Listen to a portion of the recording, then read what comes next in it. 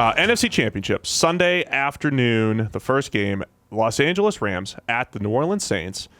A rematch. They're both rematches. Right. And we're talking high-octane offenses this whole weekend. It's going to be a great weekend of action. 4 best offenses in the NFL left. 4 best teams, according to PFF grade. That's right. That's right. Chargers may have had a better record, but actually the Patriots are graded higher. We did it right. I think we did it right. So what are we looking for in this one? Can the Rams slow down the Saints offense in the dome? By the way, tale of two conferences here. The Saints, you got the indoor game, and then you got the snow game. The frigid, I don't know if it's snow. Arctic it's just blast. Which is now getting up to like 23 degrees. It's not that Arctic. Disappointing. It's pretty cold. But, you got the NFC's soft with all their dome games. Anyway, what are we looking for here? A couple of things. One, this Rams defense, I think, will be a different unit than it was the first time these two teams played because, one, you might have Playoff Sue, who was sandbagging through the regular season because, frankly, why try? We're winning. I love how one game has just created this narrative. Now we're going to get Playoff Sue, who's really trying hard in the postseason. And playoff Troy Hill. To get a Super Bowl. Well, Troy Hill's going to get it. Anyway, plus, you've got Aqib Talib back in the lineup, and Aqib Talib makes a massive difference to that team because everybody else at cornerback, with the exception of playoff Troy Hill, gets gashed when he's not on the field. So there's a passer rating difference of about 41. Yeah. With Talib on the field versus off the field. Better with him off the field. Right. Yep. So those two things I think will make a big difference to the defense. Then the other side of the ball I think is fascinating because we finally saw the Rams adjust. They'd had this incredible offense that was unstoppable for 3 quarters of the season. And then the final quarter, teams started to figure it out and slow it down and come up with a game plan to take away what they wanted to do. And they did that at the expense of opening up something else, right? But the Rams never took that opening. They just kept trying to do what they wanted to do and struggled. Now, the Cowboys, we speculated, would they come in with that game plan, the thing that had been proven to work? Would they actually adopt that? Because it's not really what they do on defense. Right. But they did. They came in with that game plan, and for the first time, the Rams went, well, okay, if you're going to open up something else, we'll take that instead. I think that's huge for this Rams team because it shows that progression. It shows that evolution of the offense that isn't just a one-trick pony that needs you to fail at what the thing is they want to do. That's balance. If you take away what they want to do, they'll go to something else.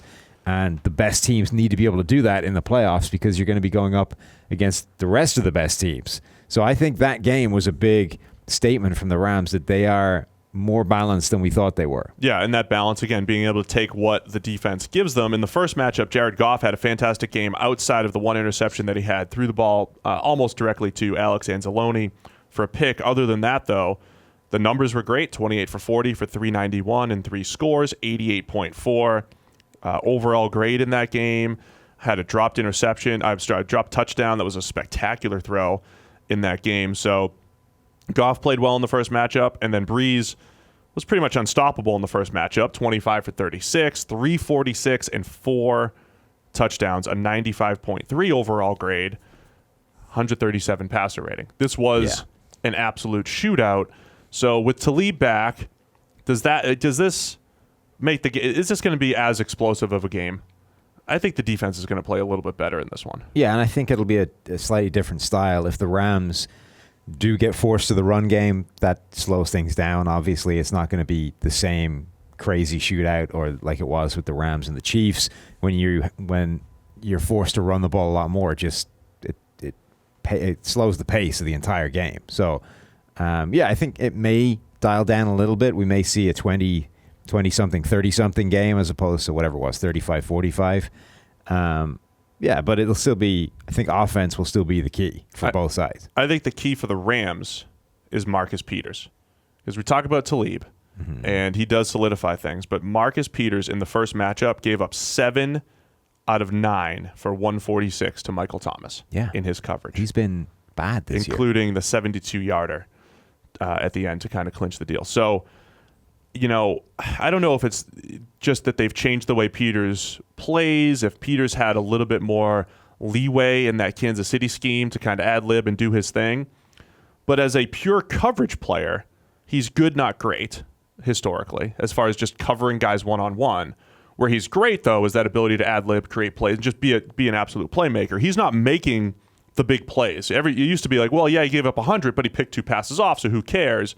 He doesn't have those big plays to offset things. So I'm looking at Peters, and I don't know if they're going to put him. They're not necessarily going to put him on Michael Thomas the whole time again because you have Talib back, but man, he needs to play better. And even against Dallas, he struggled as well. It does kind of open up the prospect, though, of we haven't really had those big turnover plays from Peters.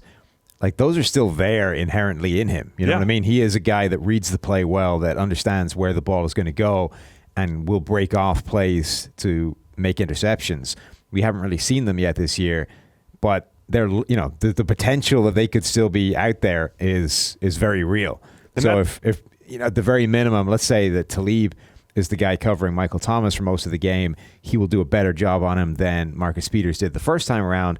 But then you still have Marcus Peters kind of lurking around the background that Drew Brees needs to be aware of because he can still make those plays. And, on the other side, you've got Marshawn Lattimore playing at a higher level than he was before because he gave up, 5 for 114 in the first matchup, including a couple big plays to Brandon Cooks.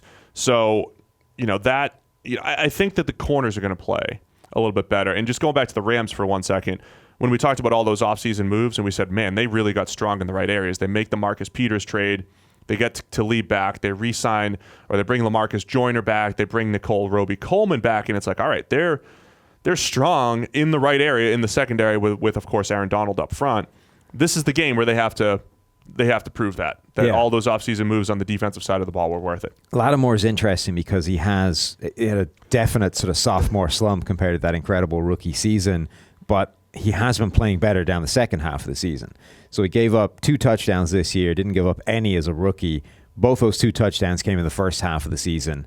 All 4 of his interceptions have come in the second half of the season, along with some of the pass breakups as well.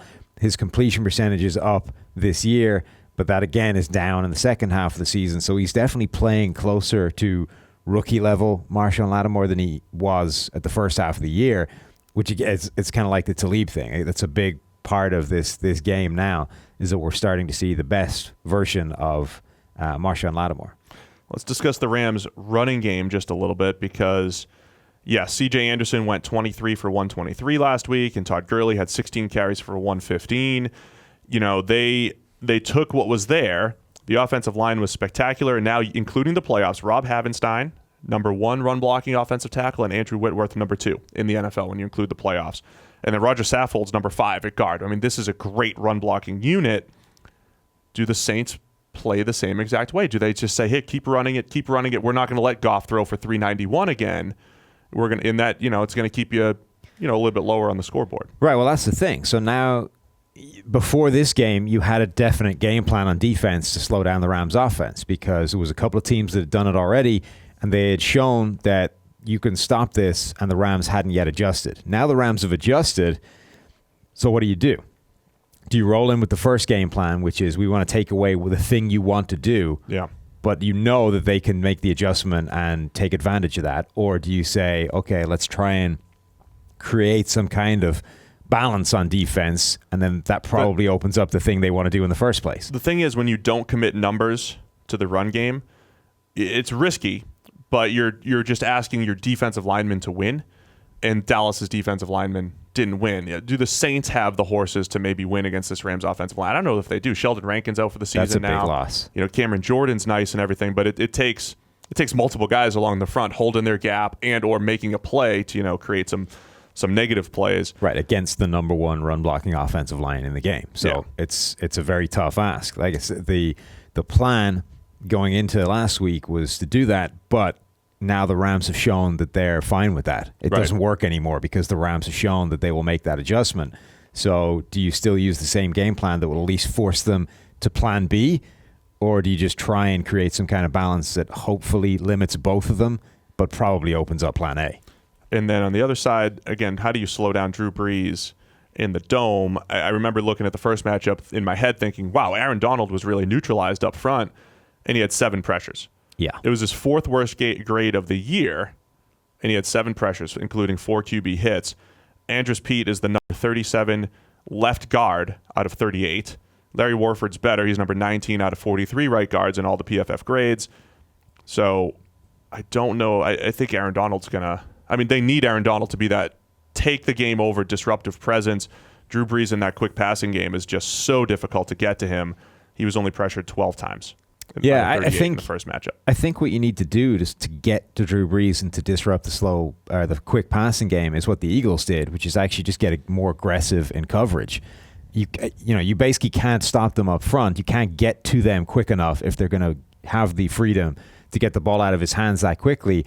And that was what we were saying about this Eagles defensive line, is that the first time around they barely touched Drew Brees because they were able to get the ball out.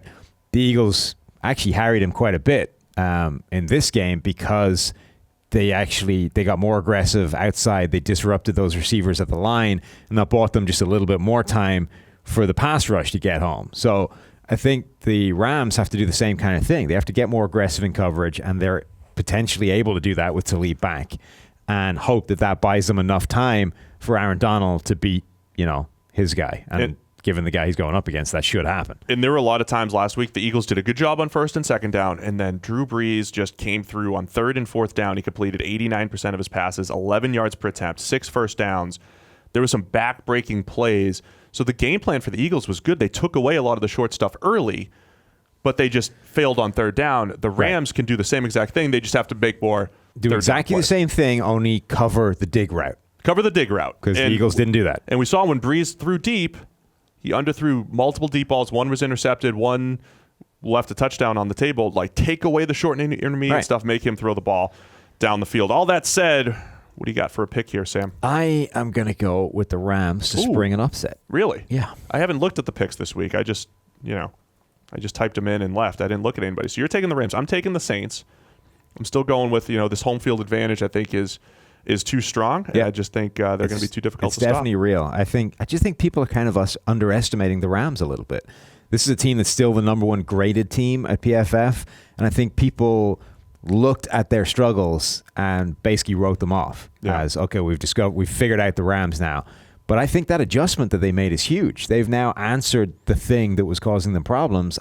They have the ability to go into New Orleans and win. No, I don't doubt it. I think they can as well. I'm looking forward to a good game.